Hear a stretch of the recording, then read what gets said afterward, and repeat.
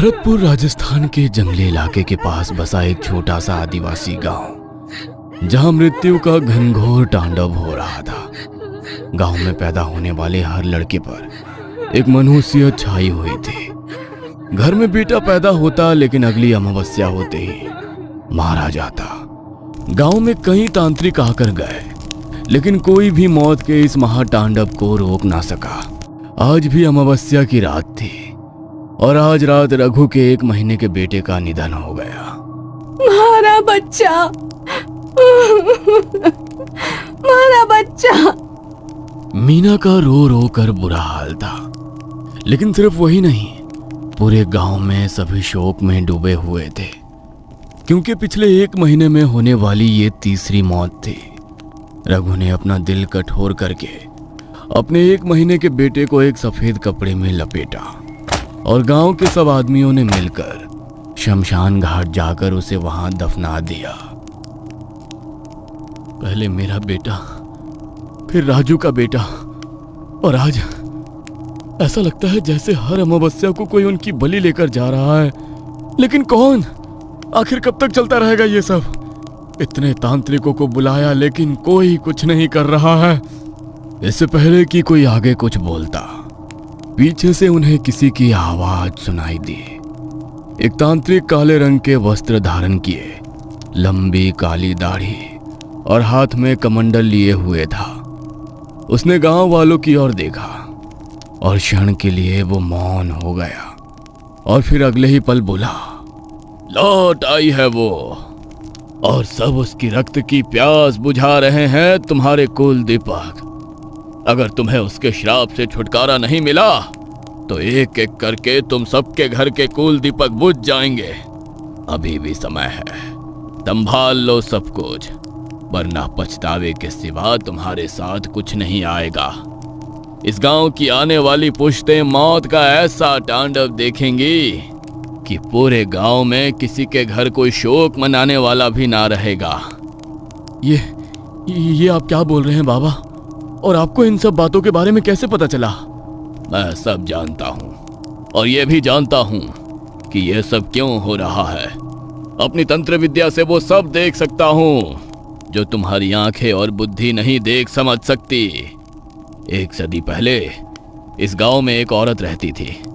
कहने को तो वो औरत थी, लेकिन सीरत से डायन थी। वह कई बार गर्भ से हुई और उसने हर बार एक बेटे को जन्म दिया, लेकिन जन्म के 3 दिन के भीतर ही उसके सारे बेटे मर जाते थे। तब उसने तंत्र मंत्र की विद्या सीखी। वो जब 7वीं बार गर्भ से हुई तो उसने अपने ही होने वाली संतान को दीर्घायु बनाने के लिए गांव के बाकी नवजात बच्चों की बलि देनी शुरू कर दी। वो 8 बच्चों की बलियां दे चुकी थी। उसे 21 बलियां पूरी करनी थी, लेकिन उससे पहले ही गांव वालों को उसका काला सच पता चल गया और उन्होंने उसकी झोपड़ी में आग लगा दी।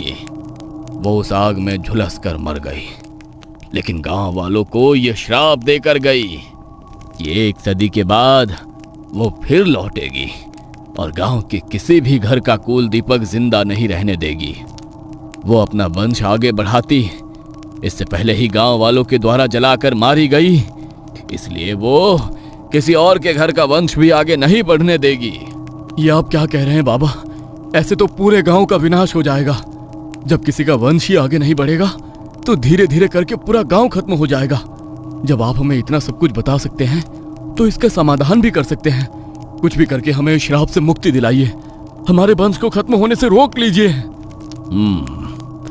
यह समस्या जितनी जटिल है, इसका समाधान भी उतना ही मुश्किल है। उसके मुंह से उसका शिकार छीनना है तो उसे रक्त के बदले रक्त देना होगा, बलि के बदले बलि। उसके श्राप से तुम सबको तभी मुक्ति मिल सकती है जब उसे हम स्वयं अपनी इच्छा से बलि चढ़ाएं, वो भी पूरी 21, लेकिन किसी जानवर की नहीं, बल्कि अपनी संतानों की। क्या हम आपसे अपनी संतानों का जीवन बचाने का समाधान पूछ रहे हैं और आप हमें इस दलदल में और गहरा धकेल रहे हो? यहाँ पहले ही गांव के इतने बच्चों की जान जा चुकी है और आप कह रहे हो कि हमें अपनी मर्जी से उन्हें अपने संतानों की 21 बेटों की बलि और चढ़ानी होगी। हम अपने हाथों से उसे अपने बेटों की बलि नहीं चढ़ा सकते। ऐसा सोच भी कैसे सकते हैं आप? मैंने ऐसा नहीं कहा मूर्ख। बेटों को बचाना है, इसलिए उसे बलि बेटों की नहीं दी जाएगी, बल्कि उसकी दी जाएगी जिसका तुम्हारे वंश से कोई लेना देना नहीं, जो तुम्हारे वंश को आगे नहीं बढ़ाएंगी। छोरे की सलामती के लिए छोरी की बलि देनी होगी। जिस दिन गांव से 21 लड़कियों की बलि पूरी हो जाएगी, गांव पर से ये श्राप खुद ब खुद हट जाएगा। इसका यही एक समाधान है। क्या अपने हाथों से अपनी बेटियों की बलि देनी होगी? नहीं नहीं, वो तो सिर्फ उन लड़कों की ही बलि लेके गई है जो नवजात थे। हमारा नवजात बेटा तो खत्म हो गया, तो मैं किसे बचाने के खातिर अपनी बेटी की बलि दूं? हमारे परिवार ने तो अब उससे कोई खतरा ना है। नहीं, चाहे नवजात हो या उससे बड़ा हो, वो किसी को ना छोड़ेगी। अगर बेटों को बचाना है तो किसी को तो बलि पर चढ़ना पड़ेगा ना। फैसला तुम्हारा है। मैं इसी शमशान में साधना के लिए बैठा हूं। जब निर्णय कर लो तो आ जाना, वरना ये सिलसिला कभी नहीं थमेगा। लेकिन हाँ, जो भी निर्णय लेना है अगली अमावस्या से पहले लेना होगा, क्योंकि अगर अगली अमावस्या को उसे लड़की की बलि नहीं मिली तो वो फिर से एक छोरे को ले जाएगी। तांत्रिक बाबा ने शमशान के एक कोने में अपना आसन लगाया और अपनी साधना करने के लिए बैठ गए। उन्होंने गांव वालों को जो बोला वो उस बात को समझ नहीं पा रहे थे कि बेटों को बचाने के लिए बेटियों को बलि पर चढ़ाना होगा, और उसका फैसला भी उन्हें अगली अमावस्या से पहले ही लेना था। सब अपने अपने घर आ गए थे, लेकिन अगली कई रातें यही बात सोच सोच कर किसी को नींद नहीं आ रही थी। एक तो पहले ही गांव में बेटियों से किसी को ज्यादा मोह ना था, ऊपर से जब उन्हें पता चला कि गांव के छोरों के जीवन की डोर इन छोरियों के जीवन से बंधी है, तब से तो वहां के माहौल में और भी नफरत भर गई थी। सालों साल देवी माँ के लिए निर्जला उपवास किए, तब जाकर 5 छोरियों पर एक छोरा जना था। उस पर भी उस डायन की नजर पड़ गई। अरे उसे अपनी भूख मिटाने के लिए किसी की बलि ही चाहिए थी, तो इन 6 में से किसी एक को ले जाती। महारा लाडे सर क्यों छीन कर ले गई मुझसे? आज तेरा बच्चा लेकर गई है, कल को किसी और का जाएगा। एक एक करके पूरा गांव शमशान में बदल जाएगा। लेकिन ना, हम ये ना होने देंगे। अमावस्या से एक दिन पहले गांव के सभी आदमी चौक में इकट्ठे हुए ताकि एक फैसला ले सकें। अगर तुम सबने अपना फैसला कर लिया है तो बता दो, क्योंकि अगर आज फैसला नहीं लिया तो कल अमावस्या की रात को फिर से किसी के घर का कुल दीपक बुझ जाएगा, और आने वाली हर अमावस्या को ये सिलसिला इसी तरह दोहराया जाएगा। ऐसे तो ये सिलसिला थमने से रहा। इससे तो अच्छा यही है कि हम अपनी बेटियों को बलि चढ़ा दें। वैसे भी बेटियां हमारा वंश आगे नहीं बढ़ा सकती, और हर घर के वंश को मिटने देने से अच्छा है कि हम 21 बेटियों की बलि चढ़ा दें। आखिर कहीं तो ये सिलसिला रुकवाना ही पड़ेगा ना। हाँ, मेरा भी यही मानना है। अपने बेटों को बचाने के लिए उन्होंने ये निर्णय लिया कि वो अपनी बेटियों की बलि चढ़ाएंगे। रात गहराई, सब लोग मिलकर शमशान की तरफ गए, जहां तांत्रिक बाबा अपनी साधना में लीन थे। गांव वालों के कदम जैसे ही शमशान में पड़े, तांत्रिक बाबा को उनके आने का अंदेशा हो गया। उन्होंने हाथ जोड़कर अपना जाप रोक दिया और गांव के लोगों को इशारा करके अपने पास बुलाया। ले लिया निर्णय? हाँ बाबा, हम तैयार हैं। अपने बेटों को बचाने के लिए हम उसे अपनी बेटियों की बलि चढ़ाएंगे। तो फिर ठीक है, कल रात अमावस्या है, तो कल गांव की एक लड़की को लेकर इसी शमशान में आ जाना। लेकिन हाँ, एक बात का ध्यान रखना, बलि उसी लड़की की स्वीकार होगी जो अपनी किशोरावस्था में होगी। नवजात या छोटी बच्चियों की बलियों को वो स्वीकार नहीं करेगी। अगली रात हुई। गांव के एक आदमी बिरजू के घर कुछ दिन पहले ही बेटे ने जन्म लिया था। उसकी बेटी इसी महीने 13 साल की हुई थी। गली की बाकी बच्चियों के साथ वो आंगन में खेल रही थी। तभी बिरजू ने उसे आवाज लगाई। गंगा, जरा बात सुन मेरी। हाँ बोलो बापू, क्या हुआ? चाय पीनी है? मैं अभी बना के लाती हूँ। ना, मने बाहर का एक काम है, तू भी हमारे साथ चल। पर बापू, माँ ने अपनी सहेलियों के साथ खेलना है। हमारा कहीं जाने का मन ना है। आप अकेले चले जाओ ना। अरे थोड़ी देर में वापस आ जाएंगे, चल चल वापस आके खेल लियो। बिरजू ने अपनी बेटी को बातों में बहलाया और उस मासूम सी जान ने अपने पिता पर भरोसा कर लिया। बिरजू ने उसका हाथ पकड़ा और शमशान घाट की ओर चल पड़ा। हम कहाँ जा रहे हैं बापू? चलो ना वापस घर चलते हैं, मने बहुत जोर से भूख लग रही है। अरे तू चिंता मत कर, तने सब खिलाऊंगा। तेरी खातिर एक तोहफा लिया है मैंने, ले इस खातिर अपनी आंखों पे पट्टी बांध ले, रास्ता खत्म होने वाला है। पट्टी नहीं बांधो बापू, मने अंधेरे से डर लगे है। अरे कुछ ना होता छोरी, दिखा। बिरजू ने गंगा को बातों में बहलाया और शमशान घाट के बाहर पहुंचते ही उसने उसकी आंखों पर पट्टी बांध दी। धीरे धीरे कदम रखियो, हाँ बिल्कुल धीरे धीरे। अपने पिता पर भरोसा करके उनका हाथ पकड़कर गंगा ने धीरे धीरे कदम आगे बढ़ाए। बिरजू ने उसे तांत्रिक बाबा के सामने जल रहे यज्ञ कुंड के पास बैठा दिया, जहां तंत्र मंत्र की सामग्री के साथ एक धारदार हथियार भी रखा था। एक बार को तो बिरजू का भी दिल वो धारदार चाकू देखकर दहल उठा, लेकिन अगले ही पल उसने सोचा, ना, तांत्रिक बाबा ने बोला था कि बेटी की बलि मुझे अपनी स्वेच्छा से देनी होगी। मुझे अपने मन को कठोर करना होगा, वरना छोरों की जान भी चली जाएगी और उस डायन को संतोष भी ना मिलेगा और वो फिर खा जाएगी हमारे गांव के छोरों को। बापू हम कहाँ आ गए? मैं अपनी आँखों से पट्टी निकाल दूं क्या? ना छोरी, अभी ना, बस थोड़ी देर और रुक जा। तांत्रिक बाबा ने वो धारदार चाकू उठाया और बिरजू की सहमति के लिए उसकी तरफ इशारा किया। बिरजू ने हाँ में गर्दन हिलाई और उसी वक्त तांत्रिक बाबा ने यज्ञ कुंड में गंगा को बलि चढ़ा दिया। बिरजू के कपड़ों पर अपनी ही बेटी की खून की छींटें थी। उसकी बेटी की कटी हुई खोपड़ी यज्ञ कुंड में जल रही थी और उसका कटा हुआ धड़ उसके पैरों के सामने गिरा हुआ तड़प रहा था। लेकिन उसकी आंखों में इस बात का दुख नहीं था कि उसने अपनी आंखों के सामने अपनी बेटी को बलि पर चढ़ा दिया है, बल्कि उसकी आंखों में एक अलग ही चमक थी।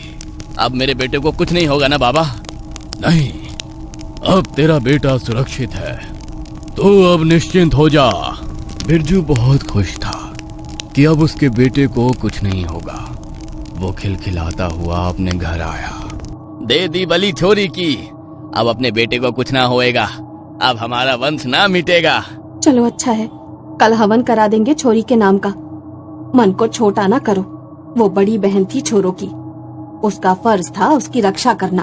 अमावस्या की रात को गंगा की बलि देने के बाद उस रात गांव में किसी लड़के की जान नहीं गई, तो सब मान गए कि तांत्रिक बाबा ने उन्हें बिल्कुल सही उपाय बताया है। अब अगली अमावस्या आने वाली थी। गांव में जिसके घर में भी उनकी बेटी किशोरावस्था में थी, वो सभी एक एक करके हर अमावस्या को अपनी बेटी को बलि चढ़ाने के लिए तांत्रिक बाबा के पास लेकर जा रहे थे। एक के बाद एक करके 18 लड़कियों को वो लोग बलि पर चढ़ा चुके थे। बाकी थी अब बस 3। बस कुछ दिन और, बस कुछ दिन और ये खूनी खेल चलेगा, उसके बाद मैं मुक्त हो जाऊंगा, मुक्त हो जाऊंगा हमेशा हमेशा के लिए। क्या रुक जाएगा ये खूनी खेल, या ऐसे ही एक एक करके गांव की लड़कियों की बलि चढ़ती रहेगी? आखिर कौन है वो डायन, और ये तांत्रिक डायन के बारे में इतने विश्वास के साथ कैसे सब कुछ जानता है? सारे सवालों के जवाब जानने के लिए हमारे साथ कहानी के अगले भाग में बने रहिए।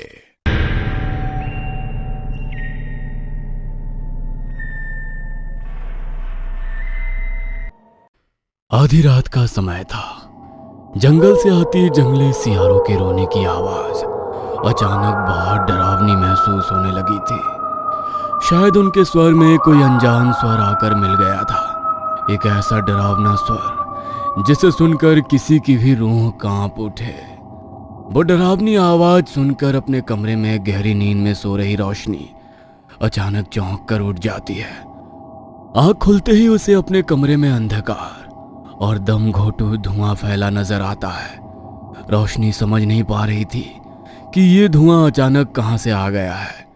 तभी वहां पर कमरे में लगी लालटेन जल उठती है और धुंधली सी रोशनी के पार उसे एक आकृति नजर आती है जिसका आकार छत के लगभग बराबर था। भयानक चेहरा, सर पर सिंग और शरीर से टपकता काला चिपचिपा घिनौना पदार्थ, जिसके कारण एक पल भी उसकी ओर देख पाना संभव नहीं लग रहा था। उस आकृति को अपने कमरे में खड़ा देखकर एक पल को रोशनी की भय से धड़कनें रुकने लगी थी। तभी उस डरावनी जीभ की आवाज कमरे में गूंज उठती है। बहुत खूबसूरत हो तुम, आ जाओ, मेरे पास आ जाओ। नहीं, मुझे छूना मत। छी, कौन हो तुम? बापू, बापू, बचाओ मुझे, बचाओ बापू। वो भयानक जीव रोशनी की तरफ बढ़ता है, लेकिन तभी रोशनी के चारों तरफ आग का गोला घेरा बन जाता है और जिन्न उसके अंदर प्रवेश नहीं कर पाता है। कब तक तू ऐसे मुझसे बचती रहेगी? बहुत जल्दी तुझे अपने साथ ले जाऊंगा मैं। कोई नहीं बचा पाएगा तुझे मुझसे, कोई नहीं।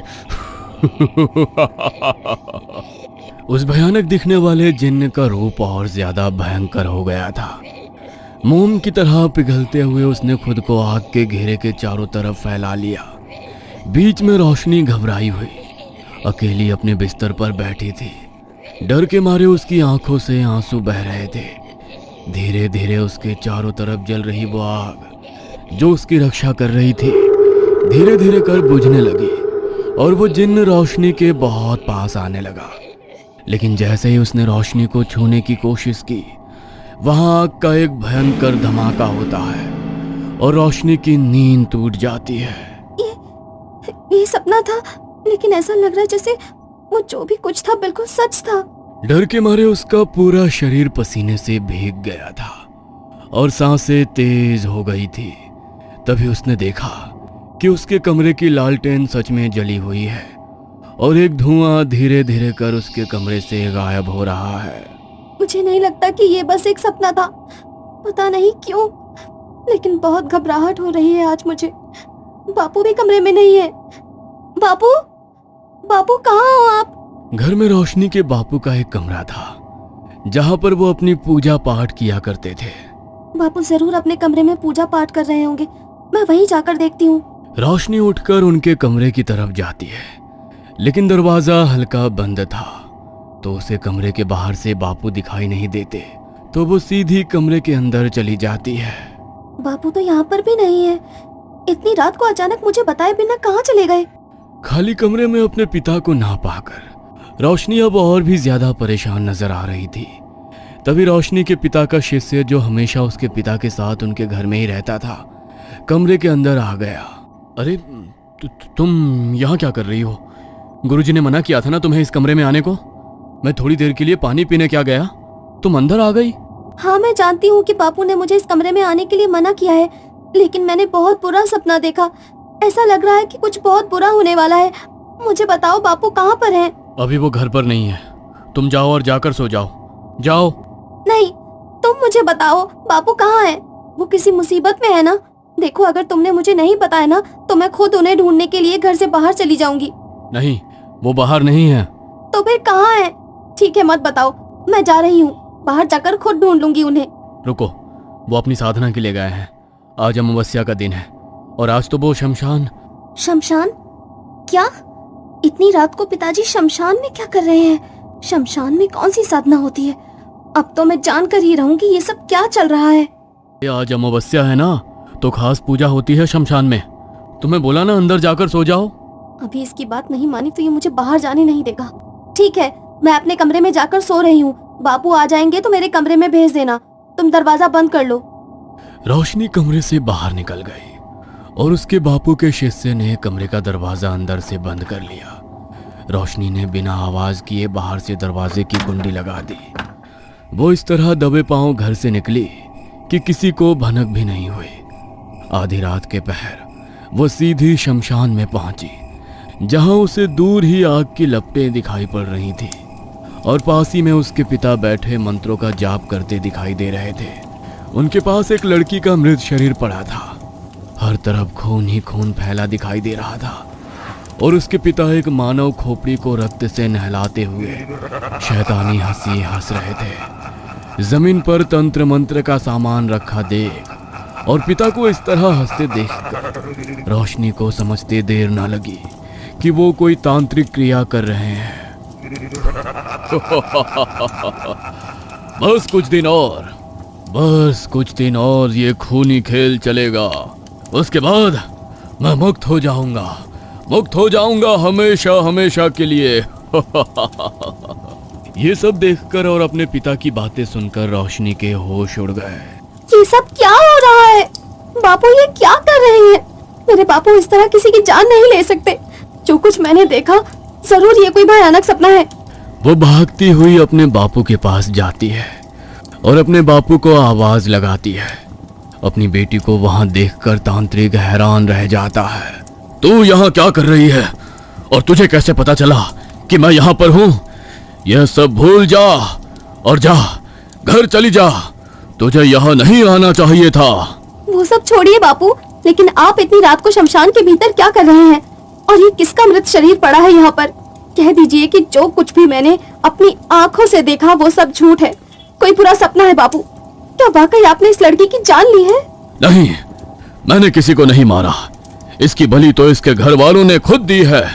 तुझे पता ही है ना, इस गांव के जंगली लोग, उनके लिए छोरियों की कोई कीमत नहीं। उनके छोरे ही उनके लिए सब कुछ है। अपने छोरे की जान बचाने के लिए खुद अपनी लड़की को यहाँ लेकर आए थे वो लोग। मेरा कोई दोष ना है। नहीं बापू, कोई अपनी बेटी की बलि थोड़ी दे सकता है। अपना पाप छुपाने के लिए एक बार फिर से कहानी सुना रहे हो आप मुझे। आपकी रोशनी अब उतनी छोटी बच्ची नहीं रही कि आप उसे परियों की कहानी सुनाकर बहला देंगे। जो आपने कहा वो सच नहीं है, वो सच नहीं है बापू। आप तो बस पूजा पाठ करके लोगों का भला करते थे। अगर इस गांव के लोग जंगली हैं और उनके लिए उनकी बेटियों की कोई कीमत नहीं, तो आप तो उन्हें गलत काम करने से रोक सकते थे ना बापू। आप भी तो एक बेटी के पिता हैं। आपने क्यों किसी को अपनी बेटी की बलि देने दी? और आप यहाँ आधी रात को क्या कर रहे हैं? आपने उन लोगों को रोका क्यों नहीं? ये सच नहीं है बापू। आप मुझे सच सच बताइए, ये सब क्या हो रहा है? मुझे मेरे सवालों का जवाब चाहिए। अपने सवालों का जवाब लिए बिना मैं यहाँ से लौटकर नहीं जाऊंगी। आपको मेरी कसम है बापू, सच बोलिए। ये तूने क्या किया? अपनी कसम क्यों दी तूने मुझे? देख बेटा, मैं ये जो कुछ भी कर रहा हूँ ना, तेरे अच्छे के लिए ही कर रहा हूँ। जा, चली जा यहाँ से। मैंने कहा ना, भूल जा। तूने यहाँ जो कुछ भी देखा उसे एक बुरा सपना समझकर भूल जा। क्या आप ये सब मेरे लिए कर रहे हो? लेकिन आपको मेरे लिए किसी की बलि देने की क्या जरूरत पड़ गई? मैं किसी की मौत का बोझ अपने ऊपर नहीं लेना चाहती। सच सच बताइए, आखिर ये सब क्या हो रहा है? क्यों किया आपने ऐसा? बोलिए, जवाब दीजिए मुझे। बेटी, इस सब का जिम्मेदार मैं हूँ। मैं तो पूजा पाठ करके ही अपना जीवन जी रहा था। एक रोज सुबह के 4 बजे मैं जंगल में पूजा के लिए फूल फल वगैरह लेने गया था। दिन अभी निकला नहीं था, हर तरफ अंधेरा ही दिखाई दे रहा था। तभी मुझे एक साधु जैसा दिखने वाला आदमी एक पेड़ के नीचे बैठा दिखाई दिया, जो अकेले में अपने आप से कुछ बड़बड़ा रहा था। मुझे लगा कि शायद उन्हें मेरी मदद की जरूरत होगी, इसीलिए मैं उनकी तरफ बढ़ गया। बाबा, कौन है आप? आज से पहले तो आपको कभी इस जंगल में नहीं देखा। रास्ता भटक गए हैं क्या? भटका नहीं, अब तो मार्ग मिला है। मेरे पास वो शक्तियां हैं कि मैं आंख बंद करके वो काम कर सकता हूँ जो तुम खुली आंखों से नहीं कर सकते। आंखें बंद करके यहाँ बैठे बैठे तुम्हारा भूत, भविष्य, वर्तमान सब बता सकता हूँ। भूत, पिशाच, ईश्वर, मुझे किसी का भय नहीं। क्या बात कर रहे हैं? जरूर आपका मानसिक संतुलन बिगड़ गया है। इस संसार में सबसे शक्तिशाली ईश्वर है, उसकी शक्ति के आगे कुछ भी नहीं। ईश्वर? हाँ, पुजारी होना तुम मंदिर में परसों से पूजा पाठ कर रहे हो। क्या दिया तेरे ईश्वर ने तुझे? तेरे 2 वक्त के भोजन का भी ठिकाना नहीं है। एक बेटी है तेरी, उसके अलावा संसार में तेरा कोई नहीं। उस बेटी को भी तो तेरे भगवान ने जानलेवा बीमारी दी है। तेरा ईश्वर बचा नहीं पाएगा उसे। अगले 2 साल के भीतर हमेशा हमेशा के लिए तुझे छोड़कर चली जाएगी वो, और तू ऐसे ही उसके आगे घंटी बजाता खड़ा रह जाएगा। मैंने तो आपको अपने बारे में कुछ भी नहीं बताया। आप मेरे विषय में इतना सब कुछ कैसे जानते हैं? कोई जादूगर हैं क्या? लगता है तुमने मेरी बातों को ध्यान से सुना नहीं। मैं कोई जादूगर नहीं, बल्कि तंत्र का महाज्ञान रखने वाला तांत्रिक हूँ। भगवान को छोड़ो और मेरे साथ तंत्र की साधना करो। तुम्हें वो सब कुछ हासिल होगा जिसकी तुमने कामना की है। अपनी बेटी की जान बचाना चाहते हो ना? तुम्हारी बीमारी का किसी भी वैद्य के पास कोई तोड़ नहीं मिल रहा था, इसलिए जब उसने तुम्हारी बीमारी को ठीक करने के बारे में कहा तो मैं उसकी बातों में आ गया और तंत्र साधना करने के लिए तैयार हो गया। उस साधु ने मुझे बताया कि उसने अपनी तंत्र विद्या से एक जिन्न को साथ रखा है और वो जिन्न अदृश्य रूप में 24 घंटे उसके साथ रहता है। उस जिन्न की मदद से ही वो किसी का भी भूत भविष्य वर्तमान चुटकियों में पता लगा सकता है और कुछ भी पा सकता है। जिन्न के पास ऐसी असीम शक्तियां हैं जिसकी मदद से कुछ भी संभव है। यहाँ तक कि उन्होंने मुझे आश्वासन दिलाया कि तुम्हारी बीमारी भी चुटकी बजाते ही सही हो सकती है। बस मैंने सोच लिया था कि अब मुझे भगवान की नहीं शैतान की पूजा करनी है। बाबा के सानिध्य में मैंने तंत्र साधना करना शुरू कर दिया। देर रात जब पूरा गांव सो जाता तो रात के 2 बजे मैं जंगल में जाकर उस बूढ़े से तंत्र की विद्या सीखता। उसने मुझे तंत्र की गहरी से गहरी विद्या समझाई और डरावनी काली शक्तियों को अपने वश में करने के तरीके भी बताए। बाबा को ही मैं अपना गुरु, अपना भगवान समझने लगा था। एक दिन बाबा अचानक से गायब हो गए और उस दिन के बाद उन्होंने जंगल में मुझसे मिलना बंद कर दिया। मुझे यही समझ में आया कि शायद मेरी शिक्षा पूरी हो गई है, इसलिए अब बाबा यहाँ नहीं आते। रोशनी के पिता को जंगल में मिला वो बूढ़ा आदमी कौन था? आखिर किस चक्र में फंसा है वो? क्या तंत्र विद्या सिखा रहा वो बूढ़ा वाकई में रोशनी के पिता की मदद करना चाहता है, या उसकी मंशा कुछ और है?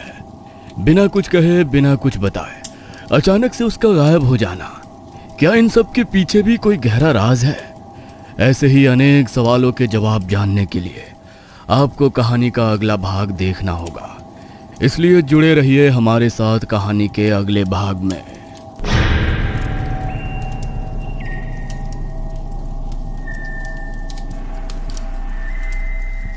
बाबा के अचानक से गायब हो जाने के बाद मैंने बाबा की सिखाई हुई तंत्र विद्याओं का अभ्यास करना शुरू किया।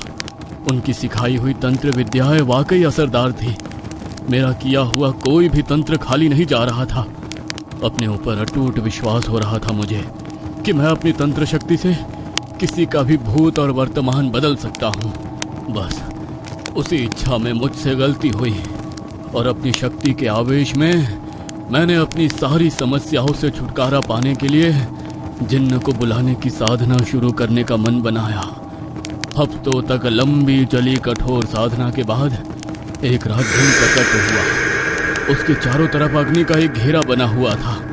जिन्न को अपने समक्ष देखकर मेरी खुशी का कोई ठिकाना नहीं था। मुझे लगा कि मैंने अपनी जिंदगी का सबसे बड़ा खजाना पा लिया है। मेरी शक्तियां अब असीम हो जाएंगी। खुशी के मारे मैं जोर जोर से हंसने लगा। मेरी साधना सफल हो गई। अब तुम हमेशा मेरे गुलाम बनकर रहोगे। जो मैं चाहूंगा वो सब तुम्हें मुझे देना पड़ेगा। मेरी शक्तियां असीम हो जाएंगी। मूर्ख तांत्रिक, तेरा खिलौना नहीं हूं मैं कोई भूत प्रेत नहीं हूं जो तेरा गुलाम बनकर रहूंगा। जिन्न हूं मैं। तूने मेरी साधना की और तू यह भी नहीं जानता कि जिन्न को साधने के बाद उसे खुश कैसे किया जाता है। जिस बूढ़े तांत्रिक ने तुझे तंत्र की विद्या दी है उसने कोई एहसान नहीं किया तुझ पर। अपने स्वार्थ के अधीन होकर उसने मुझे मेरे लोभ से बुला तो लिया, किंतु अब मुझे प्रसन्न रख पाने का साहस नहीं बचा था उसके अंदर। वो जानता था कि अब भी अगर मेरी मांग पूरी ना हुई तो मैं उसकी जान लेकर उसे समाप्त कर दूंगा। इसलिए उसने अब मुझे तुम्हें सौंपने का मन बनाया और फिर वो रोज जंगल में आकर तुम्हें तंत्र विद्या सिखाने लगा ताकि तू भी अपनी समस्या के समाधान के लिए मुझे आने का न्योता दे और उसकी जान बच सके। अब मुझे खुश करने की जिम्मेदारी तेरी है। तुझे पता है ना जिन्न को कुंवारी लड़कियों से कितना मोह होता है।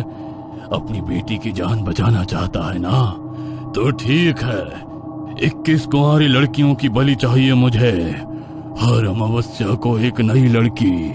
नहीं, मैं कोई बलि नहीं देने वाला। मैंने तुम्हें यहाँ सिर्फ इसलिए बुलाया है क्योंकि मैं अपनी बेटी को बीमारी से मुक्त करना चाहता था। तेरी बेटी की बीमारी तो ठीक नहीं होगी, हाँ, लेकिन अगर तूने मुझे एक एक करके लड़कियां लाकर नहीं दी तो मैं हमेशा हमेशा के लिए तेरी बेटी के शरीर पर कब्जा कर लूंगा और फिर तेरी बेटी के साथ वो होगा जो एक पिता कभी भी अपनी आंखों से नहीं देख सकता। क्या मतलब है तुम्हारा? तेरे पास सोचने का समय नहीं है। जितनी लड़कियों की बलि तू देगा उनकी आत्मा पर मेरा कब्जा हो जाएगा और फिर वो मर कर भी हमेशा के लिए मेरी ही रहेंगी।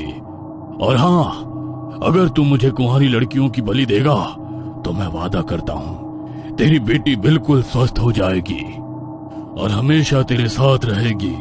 सोच ले, तुझे अपनी बेटी की रक्षा करनी है या गांव की बाकी लड़कियों की? नहीं, तुम्हें कुंवारी लड़की की बलि चाहिए ना, तो तुम्हें मैं ला कर दूंगा, लेकिन मेरी बेटी नहीं। मैं तुमसे वादा करता हूँ तुम्हें 21 कुंवारी लड़कियों की बलि मैं दूंगा। तुम्हें हर अमावस्या को एक लड़की मिलेगी, लेकिन मुझसे वादा करो तुम मेरी बेटी को कुछ नहीं करोगे।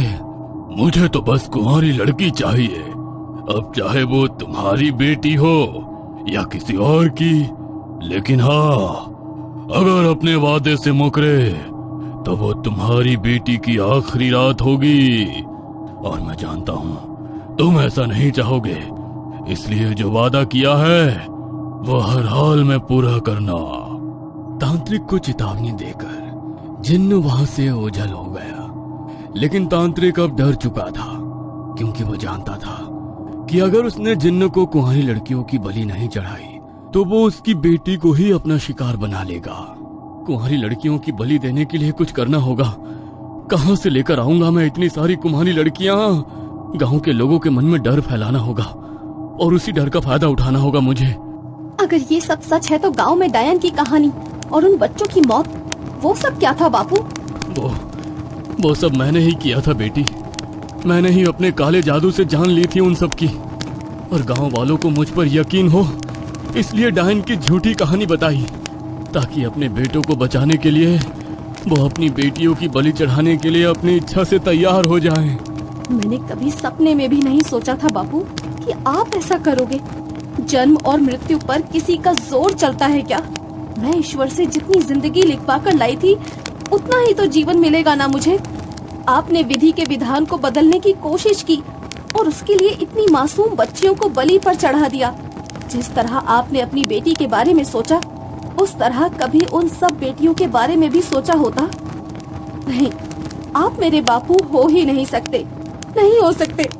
उन बच्चियों की मौत के जिम्मेदार जितने उनके खुद के माँ बाप हैं, उससे कई गुना ज्यादा आप भी हैं। ये गांव, ये समाज बेटियों के जीने लायक है ही नहीं। अरे कैसे माँ बाप है वो जो अपने बेटे की जान बचाने के लिए अपनी बेटियों को कुर्बान करने को तैयार हो गए? क्या एक बेटी के अंदर जीवन नहीं होता? क्या वो माता पिता का अंश नहीं होती? क्या एक बेटा ही सब कुछ है? शर्म आती है मुझे आप सबके ऊपर। ऐसे समाज में जीने से तो अच्छा है मर ही जाऊं। मुझे माफ कर दे बेटी, लेकिन मैंने जो कुछ किया तेरी खातिर किया, वरना मैं कभी किसी की बलि नहीं चढ़ाता। एक बार मुझे माफ कर दे, बस 3 अमावस की रात और है, बस 3 बलि और देनी है मुझे, उसके बाद सब ठीक हो जाएगा। उसके बाद ना तुझे और कोई खतरा होगा, ना मुझे किसी की बलि देनी पड़ेगी। छी बापू, अभी भी आप यही सोच रहे हैं? अभी भी उन 3 मासूमों की जान लेना चाहते हैं आप? नहीं, मैं ऐसा नहीं होने दूंगी। मेरी वजह से पहले ही इतनी छोरियां अपनी जान खो चुकी हैं, लेकिन सब कुछ जानने के बाद मैं और 3 मासूमों के खून का पाप अपने ऊपर नहीं लेना चाहती। उनकी मौत की जिम्मेदार नहीं बनना चाहती मैं। मेरी वजह से उनकी जान जाए, इससे अच्छा तो मैं खुद ही अपनी जान ले लेती हूँ। ये क्या बोल रही है तू बेटी? नहीं, तू ऐसा कुछ नहीं करेगी, कुछ नहीं करेगी तू ऐसा। रोशनी ने यज्ञ कुंड के पास पड़ा धारदार चाकू उठाया, जिससे उसके बापू ने गांव की लड़कियों की बलि दी थी। अभी भी उस पर खून लगा हुआ था। चाकू छोड़ दे बेटी, चाकू छोड़ दे। मैं जा रही हूँ बापू, लेकिन अगर आप मुझसे प्यार करते हो ना, तो वचन दो मुझे कि इसके बाद किसी की जान नहीं जाएगी। अगर मेरे जाने के बाद एक और जान चली गई ना, तो मेरी ये आत्मा कभी मुक्त नहीं हो पाएगी। नहीं बेटी, नहीं। रोशनी ने रोते हुए अपनी गर्दन पर चाकू रखा और खुद को खत्म कर लिया। तांत्रिक के सामने उसकी बेटी ने अपने हाथों से खुद की जान ली, लेकिन वो कुछ नहीं कर पाया। वो बौखलाया। अपनी बेटी के जाने के बाद उसे एहसास हुआ कि उसने कितनी मासूम बच्ची को अपने कारण मौत के घाट उतार दिया है। ये तूने क्या किया मेरी बच्ची? तेरे लिए मैंने सब किया, इतनी बलियां तेरे लिए दी, और तू ही मुझे छोड़कर चली गई। लेकिन तूने जो कहा है, अब तेरा बापू वही करेगा। तू चाहती है ना कि तेरा बापू उन लड़कियों की जान बचाए, तो अब मैं किसी की जान नहीं जाने दूंगा। मैं तुझसे वादा करता हूँ। तांत्रिक की आंखों के सामने उसकी बेटी का मृत शरीर पड़ा था। वो उसे हाथों में भरकर बिलख बिलख कर रो रहा था, इस आस में कि शायद वो वापस आ जाए। लेकिन वो अब बहुत दूर जा चुकी थी। मगर जो काम वो अपने बापू को सौंप कर गई थी, अब वो उसे करना था।